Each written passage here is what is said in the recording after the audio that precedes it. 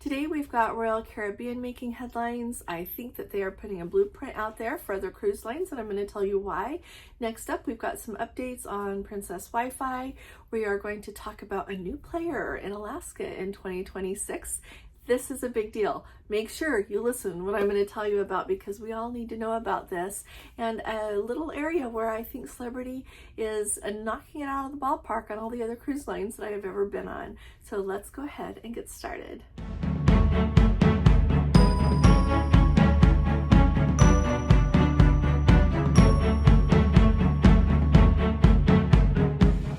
Hi there, this is Allison with Let's Go Travel Tips. Today is Thursday, it is October 17th of 2024. Let's start at the very top talking about the update that I've got for you regarding how Wi-Fi works on Princess.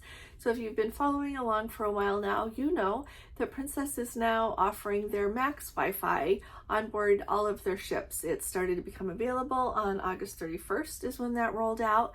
And the way it works is it's supposed to be even faster Wi-Fi than they have had on their ships before. And if you would like to have that faster Wi-Fi, you either need to book the Plus package or the Premier package. So say you book one of those packages. Now, I do not have firsthand knowledge yet about how it is going with the old Wi-Fi speed. So if you don't book the Plus or Premier, you're going to have the old Wi-Fi speed. So any of you that have sailed and not had the Plus or Premier package, let me know in the comments what your Wi-Fi is looked at and what you use the Wi-Fi for, because that's really important, and that determines kind of how well it works and everybody can take notes and know what they need to do. But anyway, say you get on board the ship, you've got that Plus package because 4 devices each comes with the Premier package, but say you only want to pay for the Plus package, and so you're on board and you wish you had more than one device at that faster speed of Wi-Fi. And so I had a Let's Go family member check out. It's on the Sapphire Princess right now, went to guest services and was told that if you've got the Plus package, you know, if there's 2 of you in the cabin, you both have to have that Plus package. And if you want to upgrade your Wi-Fi so that you have more devices than one, so you'd get the 4, only one of you can upgrade. Now, that's not going to be a problem for Gordon and I, because we can each use 2 and we'll be just fine. But I just wanted to put that out there for anyone who needs more devices of Wi-Fi than that to use on the Wi-Fi at the same time. Okay, I like to use 2 at a time, but it really just depends on what you're doing. And so if I wanted to stream a video at the same time I was doing work on my laptop, at the same time I was on the phone, then I would need 3 at a time. So see, it just depends on what it is that you want to do. And so I thought I would give you that update. I love to hear from all of you how the Wi-Fi is seeming on the ship that you're on. Also, note where you are in the world with that, because that's going to be, I am really hoping that with this upgrade that we will have faster Wi-Fi in places that it has historically been really slow. So right now on Celebrity, if you've been following along, we're on a Mediterranean cruise. The furthest north that we are going with this is Istanbul. And the whole time we have had really good Wi-Fi. I upgraded to their premium Wi-Fi on board. I will admit that the basic Wi-Fi is pretty basic. You can look at your social media, but when it came time to make a Wi-Fi phone call, can't do that with their basic Wi-Fi. So we've been really pleased with the Wi-Fi on board, but just wanted to bring you up to date with everything with Princess with that one. By the way, I did not want to pay for the upgrade to have more devices here on Celebrity, so when I need 2 at a time, I just borrow Gordon's, and when he needs 2 at a time, he just borrows mine, so that that's just kind of the way we're working it. So let me know if you've got any questions about that. Next up, let's talk about what's going on with the price of Royal Caribbean stock. So if you missed my video the other day, go back and catch it, because Royal Caribbean has announced a whole new Perfect Day experience. They're going to be doing Perfect Day Mexico. So like I said, catch that video if you haven't already. But their stock is just doing excellently. So when I spoke to you last week about it, it was in the 190s, the 180s, right in that range. And yesterday it hit the high of 203.35. When I looked at the stock price just right before I was doing this, it was around 202.94 is what it was when I looked. But the analysts are projecting that before the end of the year, Royal Caribbean stock is supposed to hit $253 per share. So as I think about this, and I think about where Norwegian stock is sitting and where Carnival Corp stock is sitting, I feel like Royal Caribbean is a blueprint that other cruise lines should be using and applying to theirs. It doesn't mean they need to do everything exactly the same, but they need to take the key elements of what Royal Caribbean is doing and make it work for what their product is. Throwing that out there for them. Now, the things that I think stand out the most is they've got these new ships. They've got the amazing Icon of the Seas, they've got Utopia of the Seas, and they've got Star of the Seas coming out next year. But you just, as a point of reference, all of their other ships that are still sailing, that are not those brand spanking new ones, they're sailing really full or close to full. Just wanted to put that out there. It is not only their brand new ships that are selling out, a lot of their other ships are selling full as well. And so when you combine the current demand for cruising with what they are doing with their ships, it's a win-win. Royal Caribbean is known for having guests spend a lot of money on board as well as before they go on their cruise. And one thing that really stands out to me when you look at all of these cruises is they have done an extraordinary job with their newer ships. So, you know, most recently we think of Icon of the Seas and Utopia of the Seas, but every time they introduce their ships, they very, very strategically decide what they are doing with every square inch of that ship. And they do an outstanding job of making it either something that is right on with what the customer experience needs to be, or is right on with being an income center for them. They do such a good job of that. There is no square footage on board their ships that is just left to not be something really important to them. They very, very specifically choose what they're doing with the whole thing. I think that's huge. And then what they're doing with their Perfect Day at Coco Cay, and now they've got that new Perfect Day Mexico coming online. When you look at all the other cruise lines, private islands, they do a great job. But Perfect Day at Coco Cay really sets the bar for where everybody wants to go and what the outstanding customer experience is on that island. You can have everything from, you know, a private area, private adult area, everything you want to do as far as being away from all, you know, like if you think, oh, I don't want to go and have a bunch of children, I just want, you know, an all adult experience. They've got an area for that. If you want to do something, it's everything with the kids, or you want to go to the beaches, they've got, you know, they've got different beach experiences. They've got the water park, and they really do a good job with that. So I'm putting that out there, not only if you want to travel for that experience for you, or you want to travel with your children, but Royal Caribbean is a really, really good one. I'm hoping that Princess will take a page from their book when they introduce the new Star Princess. Hopefully she'll be on time. Hopefully everything on board that ship will be on target with something that everyone is going to enjoy and be a wonderful passenger experience while we're on board. So I'm really excited about that. The other thing that really stands out to me is how the Royal Caribbean experience is spilling over into Celebrity. Celebrity never used to go to the private island, but now they've got sometimes the ships go to the private island there in the Caribbean. It'll be interesting to see if we hear of Celebrity ships going to the private island that they're going to have in Mexico. So clearly Royal Caribbean Group is trying to share some of the magic that Royal Caribbean is with what they're doing with Celebrity. So it's really an interesting mix and something we're going to keep our eye on together. Alrighty, what is the latest news in Alaska 2026? One word: Azamara. So Azamara has announced that they are going to be going to Alaska in 2026.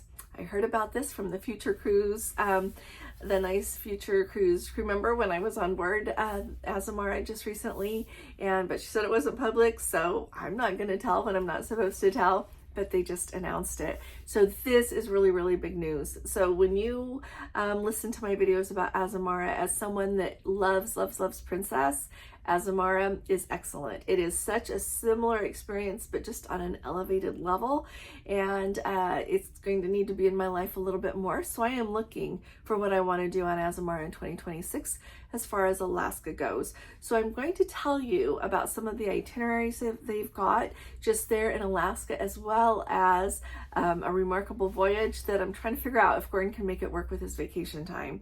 If anybody would be interested in doing a group with us in Azamara for Alaska 2026, let me know in the comments. Would you we have got the Star Princess, which is a really big deal for Princess to have a brand new ship in Alaska. We've got that for June 21st of 2026, and I'm not taking that away, going on that very, very excitedly. This in no way, this news from Azamara does not lessen my excitement and my desire to go on the Star Princess to Alaska in 2026. It's just really exciting that we have two really exciting things going on this year. And I hope it becomes a norm that Azamara will be in Alaska. But let me tell you what they're doing. And so when you think of those 7-day voyages that go round trip out of Seattle, if you're tired of those, welcome to Azamara. Extraordinary experience you're going to have on board, as well as some really different itineraries. I know a lot of people have to travel, from places around the world to come and cruise in Alaska, as well as, just flying across the United States, quite a distance to fly to where you need to go. And so this is going to open the door and make it so you're not having to book, if you want to make it 2 weeks, you don't have to do, 2 7 days back to back. This just opens the world a little bit wider for all of us, like I always like to tell you. So first, let me tell you the ones that really stand out and are so cool. So they are doing a voyage that goes from Tokyo, Japan to Whittier, which is basically Anchorage, Alaska, and that part of the voyage is only 12 nights. So you could fly to Japan, do the cruise that you want to do, or even a longer one there in Southeast Asia, and then catch Azamara from Tokyo, only 12 nights, and you are in Anchorage. If anyone wants to do a group on that, I'm your girl. So please put it in the comments there. If you want to have, if you're a little bit more flexible with how much time you have, they've got one that is 23 nights that starts with that departure from Tokyo, and it ends up in Vancouver. So you can go clear from Tokyo to Vancouver, 23 nights, so just a little bit over 3 weeks, and it gets there on Monday, June 1st of 2026. So putting that out there, I think that's going to be what a voyage. But then in addition to that, they've got ones that are 11 nights that do, and by the way, it's the Pursuit. Azamara Pursuit is the one that is going to be sailing these. And so, like I said, they've got an 11 night that the highlights are Hubbard Glacier, Icy Strait Point, and Ketchikan. So just to give you an idea, they're going to be leaving from Anchorage. They're going to go to Valdez. They're going to go, then their next day cruise Hubbard Glacier. Then you're going to go to Haines, which if you don't know, Haines is right close to Skagway there, but opens a whole nother world of excursions. We have traveled from Skagway on the ferry over to embark on excursions in Haines before. They're absolutely spectacular. So that is very worthy of a port stop. Then Icy Strait Point, Sitka, Ketchikan, a new port. I've told you about this when they were first opening it. It's called Klawock, Klawock. A day there, 9:30 in the morning till 5 p.m. Azamara is known for spending long days in port. Then you've got a day at sea. Then you're going to go, I don't know how to pronounce this, Nanaimo, Nanaimo in Canada. Then Victoria, all day long, 8 in the morning until 11 p.m. Gives you the chance to see Victoria. Next day, you're going to arrive in Vancouver. That gives you a bird's eye view of how outstanding their itineraries are. And you get to do all of that in an 11-night cruise. How often do you get itineraries like that? You just don't. So really, Azamara is going to be the cruise line to take in Alaska when you want these kinds of voyages. And when I look at how much the cruises cost and I compare them, like I look at a 7-day on your Princess, your Celebrity, even like looking at Royal Caribbean and Norwegian, and those are not the noted cruise lines in Alaska. They do an excellent job. If that's who you like to go on, go and have a grand time. But when you're looking for your Alaska experience, this is going to be extraordinary. They've got 10 and an 11 night sailings. Let me look at the 10 night here. Here's another one. It goes, so here's the 10 night, leaving Vancouver on June 22nd, just to give you an idea. You get a sea day, then you go to Ketchikan, next day in the Klawock, Juneau, Haines, Icy Strait Point. You're going to cruise Hubbard Glacier, Valdez, Seward, and up to Anchorage. So you can tell I'm excited. I am really, really excited about this. I think it's perfect for people that have been to Alaska many times and want to shake things up a bit, see what you have never seen before there. from a wonderful experience. It's not going to have the price point that Regent has. It's not going to have the price point. I was looking at this compared with some of the other luxury cruise lines that go there. This is not as expensive as that. So it kind of gives us a love. It's just going to be great. So I can't wait. I'm figuring out what we're going to do. So like I said, let me know if you're interested in this, and we'll pick out something, or else Discord and I will go. But I'm really excited about it. And if put your questions in the comments, would you?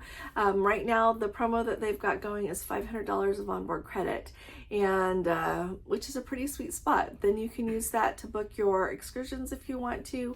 You can use it to, like if you want to use it once you're on board, it can cover specialty dining if you want to. On Azamara, the gratuities are included in the cruise fare, so you're not going to even have that expense.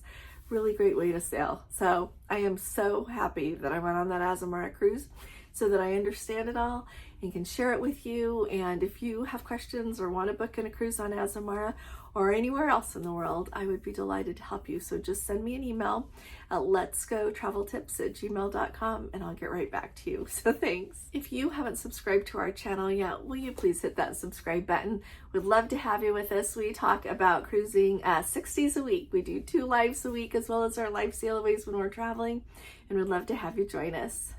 Also, if you appreciate my updates, would you please give this video a thumbs up? Believe it or not, it makes a big difference for us, so thanks. So where is one of the places that celebrity is hitting it out of the ballpark?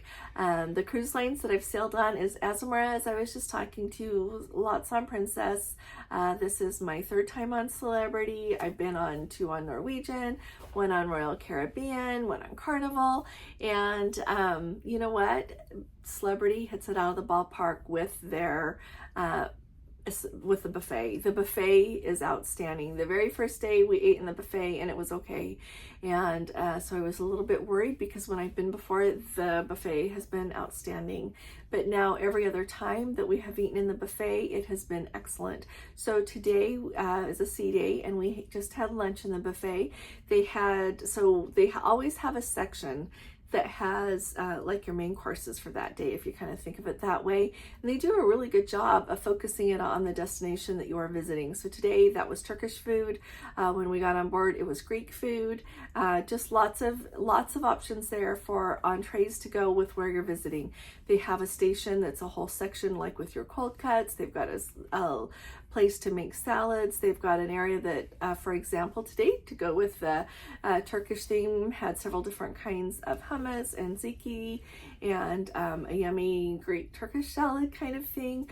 They've got, on the other side, they've got a grill area where they have always got grilled vegetables. They'll have like hamburgers. Today they had some beef skewers, just lots of different things, more like, it's called the grill area. They had mussels today, both the kind with a tomato sauce, some just with a creamy sauce. What else did they have? They always have an area with more Asian food, Indian food, that kind of influence in that area. They've got extraordinary selection of bread and cheeses. That's kind of close to where the cold cuts are. They've got their area that always has pizza and pasta, and then a whole big area with lots of different kinds of desserts. And they've always got something there that's sugar-free, and then they've got lots of options. Like today, they actually had Turkish Delight, several kinds of Turkish Delight. They had baklava. They had the thing that's similar to baklava that I can never pronounce and don't remember the name of it, but it's very similar to baklava. They had that as well. They had lokomades, because we're, close to Greece. That must be a Turkish thing too. But so many different things to try. And then they remind me of how Norwegian does their beverages. They've got several different kinds of punch, 3 kinds of punch that you could choose today. One more like a fruit punch. They had, what was the other one? Like a mango and something. Passion fruit mango. Oh, passion fruit mango. What's the other one you got? Just a fruit punch. Oh, and a fruit punch. And then let me tell you, you sit down in the buffet and one of the wait staff is there to ask what you want to drink. And so that's really nice. They really look out for you. They do an excellent job taking away, your plate if you're visiting. They do a really nice job, and the food is really good. And just wanted to point that out to you. So if you are someone that enjoys the buffet. They've got lots of buffet seating. They've got some out the back. So they've got lots of area available. When we were there, it was close to time to closing and it was really busy. And so some people were leaving to take it back to their cabin. But we just waited a minute and somebody stood up, and so we got a table. So just wanted to put that out there, that the buffet is a really good option here on Celebrity.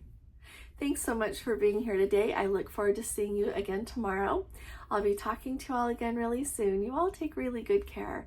God bless you. Love you. Bye-bye.